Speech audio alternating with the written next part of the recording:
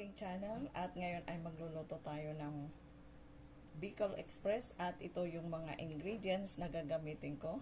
At ito yung pork, ito yung coconut milk with water, at ito yung purong gata, at ito yung sibuyas, luya, at ito yung bagoong, at ito yung luya, at ito yung sili, ito yung sili na gagamitin natin. Ayan, at ngayon ay umpisa na natin ang pagluluto ng pork Bicol Express. Here, ilalagay natin itong pork. So, pamamantikain natin itong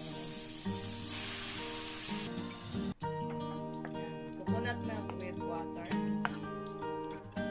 At ngayon ay pakukuluan natin siya.